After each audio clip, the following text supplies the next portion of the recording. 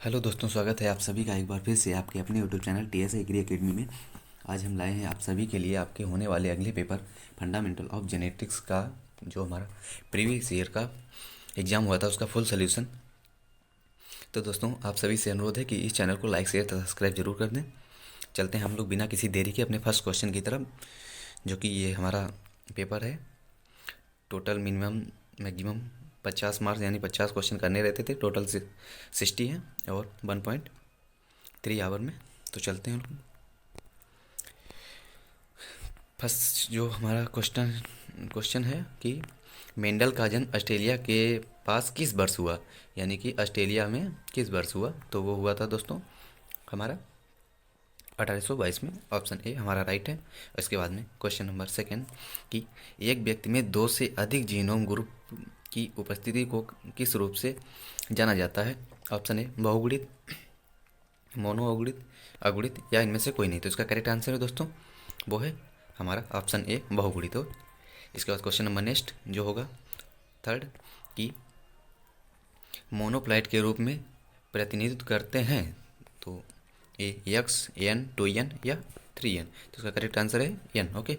इसके बाद में क्वेश्चन नंबर 4, एक गुणसूत्र जोड़ी के गायब होने की स्थिति को किस नाम से जाना जाता है। तो ये है दोस्तों मोनोसोमिक, न्यूलिसोमिक, टेट्रोसोमिक या टेट्रासोमिक। तो इसका करेक्ट आंसर है दोस्तों मोनोसोमिक। एक गुणसूत्र जोड़ी के गायब होने की स्थिति को मोनोसोमिक नाम से जाना जाता है। क्वेश्चन नंबर 5 कि एक गुणसूत्र खंड का एक गैर समरूप गुणसूत्र में एकीकरण के रूप में जाना जाता है। तो ये कहते हैं प्रतिलिपि। ओके। इसके बाद क्वेश्चन नंबर नेक्स्ट जो 6 है हमारा कि एक गुणसूत्र खंड में एक ही केंद्रक में 2 से अधिक प्रतियों में मौजूद होता है किस नाम से जानते हैं। ऑप्शन है विलोपन, प्रतिलिपि, उलट पुलट करना या अनुवादन। तो इसका करेक्ट आंसर है दोस्तों वो है प्रतिलिपि। ऑप्शन हमारा बी राइट है। ओके दोस्तों, इसके बाद क्वेश्चन नंबर 7 की एक गुणसूत्र खंड की हानि के रूप में जाना जाता है विलोपन, प्रतिलिपि, उलट पुलट या अनुवाद। तो इसका जो करेक्ट आंसर है दोस्तों क्वेश्चन नंबर 7 वो है हमारा ऑप्शन नंबर ए जो है कि विलोपन।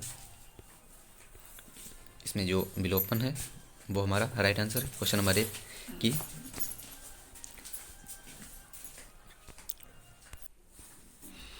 जो हमारा क्वेश्चन नंबर 8 है कि अर्धसूत्री विभाजन होता है। ऑप्शन ए जड़ में, ऑप्शन ए जड़ में, तना में, प्रजनक ऊतक में या सभी में। तो इसका करेक्ट आंसर है दोस्तों वो है उपरोक्त सभी, ऑल ऑफ दीज। इसका क्वेश्चन नंबर नेक्स्ट कि DNA प्रकृति के मध्य भाग के दौरान होती है। अंतरावस्था, पूर्वावस्था, मध्यावस्था या पश्चावस्था। तो करेक्ट आंसर है दोस्तों वो है अंतरावस्था। Okay.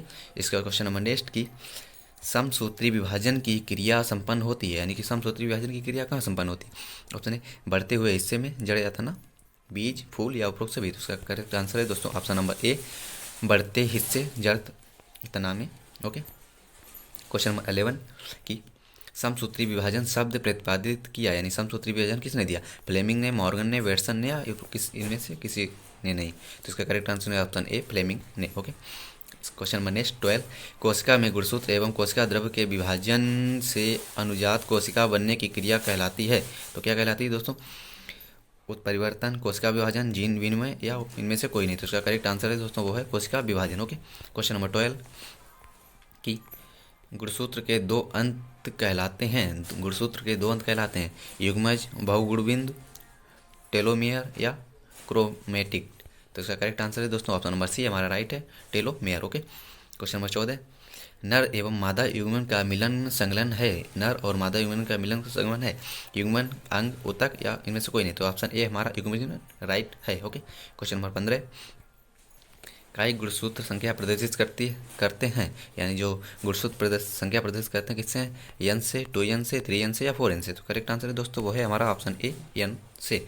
Okay. Question number next कि गुणसूत्र में पतली धागे नुमा क्रोमेटिक से बनी संरचना कहलाती है। तो क्या कहलाती है दोस्तों, तो दोस्तों ये जो कहलाती है ऑप्शन ए क्रोमेनिटेडा, सेंट्रोमियर, उपरोक्त में से दोनों या इनमें से कोई नहीं। तो उसका जो करेक्ट आंसर है 16 का वो है क्रोमेनी मेटा। ओके। क्वेश्चन नंबर 17 गुणसूत्र का सर्वप्रथम खोज किसने की। तो डब्ल्यू फ्लेमिंग, मुलर, क्रिक या मेनॉडे ने। तो करेक्ट आंसर है दोस्तों डब्ल्यू फ्लेमिंग ने गुणसूत्र की सबसे पहले खोज की। ओके। क्वेश्चन नंबर 18 कि जीन नियंत्रण की ऑपरेशन अवधारणा किसने प्रतिपादित की? तो वो है ऑप्शन ए हमारा जैकब एवं मोनाडा। क्वेश्चन नंबर 19 की डीएनए नहीं धारित करता है, यानी कि डीएनए धारित नहीं करता, यूरेसिल, थाइमिन, एडेनिन या ग्वानिन? तो करेक्ट आंसर है दोस्तों वो है thymine. Okay. Question number 20 RNA नहीं धारित करता है, यूरेसिल, थाइमिन, एडेनिन या ग्वानिन? तो इसमें करेक्ट आंसर है दोस्तों यूरेसिल जो है आरएनए यूरेसिल धारित नहीं करता है। ओके। क्वेश्चन नंबर 21 की डीएनए डबल हेलिक्स मॉडल प्रतिपादन किया, यानी कि डीएनए का जो डबल हेलिक्स मॉडल किसने प्रतिपादित किया? वाटसन, क्रिक, मुलर, जॉनसन या बार्बर? तो इसका करेक्ट आंसर है ऑप्शन ए वाटसन व क्रिक। क्वेश्चन नंबर 22 वैज्ञानिक मुलर नोबेल पुरस्कार कब मिला? 1946 में, 47 में, 1948 में, 1950 में? करेक्ट आंसर है दोस्तों वो है, तो दोस्तों इसका जो करेक्ट आंसर है वो है हमारा ऑप्शन नंबर ए 1946 हमारा राइट है। उसके बाद क्वेश्चन नंबर नेक्स्ट 23 की वैज्ञानिक मुलर ने 1927 में एक्सरे का उत्परिवर्तन किस पर प्रदर्शित किया? ये मधुमक्खी पर, घरेलू मक्खी पर, ड्रोसोफिला पर या इनमें से कोई नहीं? तो करेक्ट आंसर है दोस्तों ड्रोसोफिला पर। ओके। क्वेश्चन नंबर 24 की मॉर्गन ने अपना कार्य किया, यानी कि मॉर्गन ने अपना कार्य किस पर किया? तो ड्रोसोफिला पर, घरेलू मक्खी पर, दीमक पर या इनमें से कोई नहीं? तो क्वेश्चन नंबर जो 24 है हमारा वो है कि 24 मॉर्गन ने अपना जो कार्य किया है वो किया है ड्रोसोफिला पर। ओके। इसके बाद क्वेश्चन नंबर 25 जीव की अनुवांशिक मेकअप कहलाती है, यानी कि जीव की अनुवांशिक मेकअप कहलाता है फिनोटाइप, जीनोटाइप, जीन या उत्परिवर्तन? तो इसका करेक्ट आंसर है दोस्तों जीनोटाइप। ओके। क्वेश्चन नंबर जो हमारा इसके बाद 26 है कि कोरिन्स डे बेरिस टचमार्क ने मेंडल के कार्य की पुनः खोज कब की? 1986, 1900, 1901, 1905? तो इसका करेक्ट आंसर है दोस्तों सन 1900 में। ओके। क्वेश्चन नंबर 27 अनुवांशिकी के पिता हैं मेंडल, मुलर, केसी मेहता या फ्लेमिंग? तो इसका करेक्ट आंसर है दोस्तों Mendel. Okay. Question number 28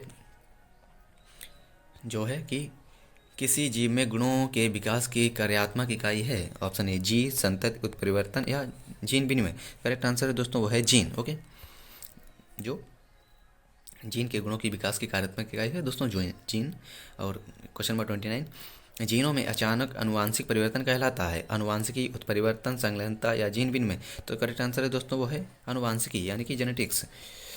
question number 30 चलते हैं देखते हैं कि अनुवांशिकी शब्द पूरा स्थापित किया गया, यानी कि जो अनुवांशिक शब्द है पूरा स्थापित किया किसने? वेटसन ने, मुलर ने, स्ट्रॉसबर्गर या ह्यूगो डी ब्रीच? तो इसका करेक्ट आंसर है दोस्तों ऑप्शन ए वेटसन ने। ओके। चलते हैं क्वेश्चन नंबर 31 जब किसी यब्बन में किसी माता पिता के साथ क्रॉस कराया जाता है तो क्या कहलाता है? टेस्ट क्रॉस, बैक क्रॉस, ए व बी दोनों या उपरोक्त में से कोई नहीं? तो करेक्ट आंसर है दोस्तों बैक क्रॉस। ओके।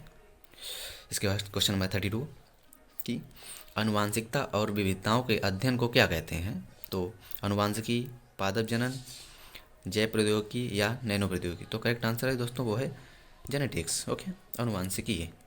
चलते हैं क्वेश्चन नंबर 30 पे अनुवांशिकी विकार का उदाहरण है, यानी कि जो जेनेटिक्स विकार का उदाहरण क्या है? मलेरिया, टाइफाइड, कोविड-19 या सिकल रेम एनीमिया? तो इसका ये जो है एनीमिया, सिकल सेल एनीमिया अनुवांशिकी विकार का उदाहरण है। क्वेश्चन नंबर 34 एलील के साथ रक्त समूह एवीओ के कितने फिनोटाइप होते हैं? यानी कि तो ऑप्शन ए 2, 3, 4 या 1? तो करेक्ट आंसर है दोस्तों वो है 3। ओके। चलते हैं क्वेश्चन नंबर 35 पर कि दोस्तों के कारण जनसंख्या में घातक उत्परिवर्तन की एक छोटी मात्रा मौजूद रहती है? सकारात्मक चेक, नकारात्मक चेक, आत्मनिर्भर चेक या क्रॉसिंग ओवर? तो दोस्तों इसका हमें क्लियर आंसर तो नहीं पता है, मेरे हिसाब से इसका जो आवृत्ति चयन है 90% तक हमें ये ऑप्शन क्लियर लगता है। ओके। इसके बाद चलते हैं क्वेश्चन नंबर 36 पर कि किसी घटना के घटित होने की संभावना को कहा जाता है? प्रायिकता, मानक, मानक विचलन या मध्यिका? तो करेक्ट आंसर है दोस्तों वो है प्रायिकता। घटित होने की संभावना को प्रायिकता कहते हैं। क्वेश्चन नंबर 37 किसी जीव में अवलोकनीय विशेषताएं कहलाती हैं? जीनोटाइप, फिनोटाइप, आइडियोटाइप या उपरोक्त में से सभी? तो इसका करेक्ट आंसर है दोस्तों वो है फिनोटाइप। ओके। क्वेश्चन नंबर 38 कि डीएनए में एक या एक से अधिक आधार का सम्मिलित कहलाता है। आधार जोड़, आधार प्रतिस्थापन या परिवर्तन काल या ट्रांसिशन। तो इसका करेक्ट आंसर है दोस्तों वो है ऑप्शन नंबर ए, हमारा आधार जोड़। ओके, चलते हैं क्वेश्चन नंबर 39 पे कि कई एजेंट भौतिक और रासायनिक दोनों जो उत्परिवर्तन की आवृत्ति को बढ़ाते हैं जिन्हें कहा जाता है उत्परिवर्तन जनन, कीटोन, सल्फेट या इनमें से कोई नहीं। तो उसका करेक्ट आंसर है दोस्तों वो है उत्परिवर्तन जनन। ओके, चलते हैं क्वेश्चन नंबर। हाँ तो दोस्तों इसका जो करेक्ट आंसर है हमारा वो है ऑप्शन नंबर ए, जो उत्परिवर्ती जनन, ऑप्शन ए हमारा राइट है। चलते हैं क्वेश्चन नंबर 40 पे 40 की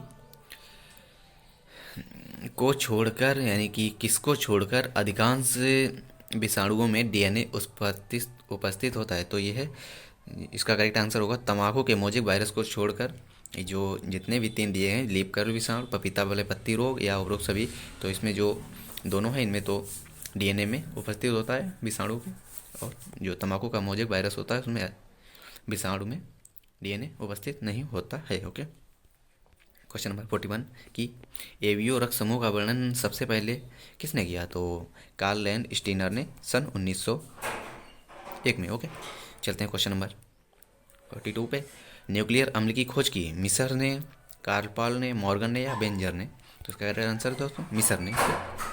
इसके बाद क्वेश्चन नंबर 43 की मानव आरबीसी मौजूद एंटीजन के समूह के किस रूप में जाना जाता है। तो प्रतिजन, प्रतिजैविक पदार्थ, एंटीजन या उपरोक्त सभी। तो इसका करेक्ट आंसर है दोस्तों वो है उपरोक्त सभी, यानी कि प्रतिजन, प्रतिजैविक पदार्थ और प्रोटीन आरबीसी मौजूद एंटीजन समूह के रूप में जाना जाता है इन सभी को। ओके, क्वेश्चन नंबर 44 की एंटीबॉडी प्रोटीन के एक वर्ग से संबंधित है जिन्हें कहा जाता है प्रतिजैवी, दवा, इंसुलेशन इम्यूनोग्लोबिन या पॉलीमर। तो इसका करेक्ट आंसर जो ऑप्शन सी है इम्यूनोग्लोबिन। ओके, ये हमारा राइट है। क्वेश्चन नंबर 45 महिला गुणसूत्र किस रूप में प्रतिनिधित्व कहते हैं, यानी कि महिला गुणसूत्र किस रूप में प्रतिनिधित्व करते हैं। तो double X, X comma Y, X या वाई वाई। तो करेक्ट आंसर है दोस्तों डबल एक्स। ओके, अगर यहाँ एक्स कॉमा वाई हो जाए तो ये गुणसूत्र यानी पुरुष हो जाएगा यहाँ पे। क्वेश्चन 46 स्लेशिया कोलाई है, यानी कि जो स्लेरिया कोलाई है तो क्या है विषाणु, जीवाणु, कवक या प्रोटोजोआ। है इसका आंसर है दोस्तों ये एक जीवाणु है। ओके, क्वेश्चन नंबर 47 ट्रांसफॉर्मेशन की खोज सर्वप्रथम किसके द्वारा की गई। मुलर द्वारा, ग्रिफिथ द्वारा, मॉर्गन द्वारा, क्रिक द्वारा। तो करेक्ट आंसर है दोस्तों ग्रिफिथ द्वारा। Okay, question number 48 crossing over किस दौरान होता है। पैचिटीन, डिप्लोटीन, जाइगोटीन या लेप्टोटीन। तो इसका करेक्ट आंसर है दोस्तों वो है पैचिटीन के दौरान क्रॉसिंग ओवर होता है। क्वेश्चन नंबर 49 की न्यूक्लिक अम्ल में पाए जाने वाले कार्बनिक आधार से हाइड्रोसाइक्लिक यौगिक होते हैं जिनमें उनके रिंग से नाइट्रोजन होता है, उन्हें भी अन्य किसी नाम से जाना जाता है। तो नाइट्रोजन क्षार, फास्फोरस क्षार, जैविक आधार या उपरोक्त में से कोई नहीं। तो इसका करेक्ट आंसर है दोस्तों वो है नाइट्रोजनिक क्षार। ओके, क्वेश्चन नंबर 50 की आरएनए में उपस्थित पेंटोज शर्करा कहलाती है Z deoxyribose, D ribose, 4 deoxyribose या उपरोक्त सभी। तो इसका करेक्ट आंसर है दोस्तों वो है डीऑक्सीराइबोस जो आरएनए में पाया जाता है। ओके, क्वेश्चन नंबर 51 दिया है कि वंशानुक्रम के दौरान 2 या 2 से अधिक जीनों के एक साथ रहने की प्रवृत्ति को कहते हैं, प्रवृत्ति कहा जाता है लिंकेज, उत्परिवर्तन, क्रॉसिंग ओवर या कोशिका में द्रव्य वंशानुक्रम।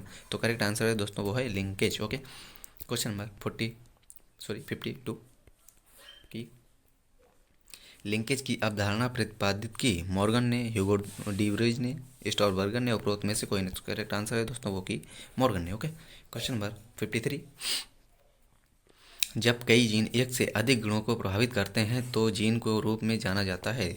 तो किस रूप से जाना जाता है। बहुप्रभावी जीन, दलबदली जीन, ये भी दोनों या उपरोक्त में से कोई नहीं। तो करेक्ट आंसर है दोस्तों बहुप्रभावी जीन यानी कि प्लेटोट्रोपिक जीन्स। Okay, question number 54। पूरक जीन क्रिया अनुपात किस रूप में प्रतिनिधित्व करते हैं, यानी कि पूरक जीन क्रिया अनुपात किस रूप में प्रतिनिधित्व करते हैं? Option A 3:9:3:4, option B 9:7, option C 15:1, या ऑप्शन डी 9:3:1। तो करेक्ट आंसर है दोस्तों वो है 9:7। Okay, question number 55। मानव में XY गुणसूत्र होते हैं, लिंग गुणसूत्र, एलोसोम, बेवकूफ गुणसूत्र या उपरोक्त सभी। तो करेक्ट आंसर है दोस्तों वो होते हैं लिंग गुणसूत्र। XY जो होते हैं लिंग गुणसूत्र। Okay, question number 56। Dihybrid परीक्षण क्रॉस अनुपात किस रूप में प्रतिनिधित्व कहते हैं? 1:1, 12, 1:2:1, 1:1:1। तो करेक्ट आंसर है option number C 1:1:1। Okay, question number 57 कि मोनोहाइब्रिड परीक्षण क्रॉस अनुपात किस रूप में प्रतिनिधित्व कहते हैं? 3:1, 1:2:1, 1:1 या 3:1। तो करेक्ट आंसर है option C 1:1। Okay, question number 58 जो कि हमारा है कि प्रत्येक जीन के 2 वैकल्पिक रूप होते हैं जिन्हें किस रूप से जाना जाता है? आनुवांशिकी तत्व, एलील, अगुणित, इसके बाद में ए बी दोनों, या उपरोक्त में से कोई नहीं। तो कर आंसर है option A allele. Okay, question number 59।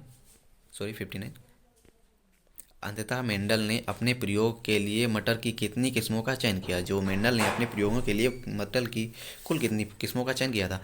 20, 21, 22 या 24। तो इसका करेक्ट आंसर है दोस्तों वो है 21। ओके, चलते हैं क्वेश्चन नंबर जो हमारा नेक्स्ट एवं लास्ट है कि मेंडल अपने प्रयोग में मटर के कितने गुणों का चयन किया?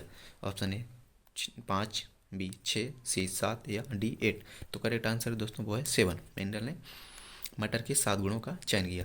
तो दोस्तों आप सभी से मेरा सभी अनुरोध है कि इस चैनल को लाइक शेयर सब्सक्राइब जरूर करते रहें, और मिलते हैं हम अपने नेक्स्ट वीडियो पे आपके लिए। जहाँ तक उम्मीद है कि हम और जेनेटिक के टॉप 50 क्वेश्चन और लेके आने वाले हैं। तो आप लोग इस चैनल को लाइक शेयर सब्सक्राइब जरूर कर लें। Okay, so thanks for watching. Okay guys.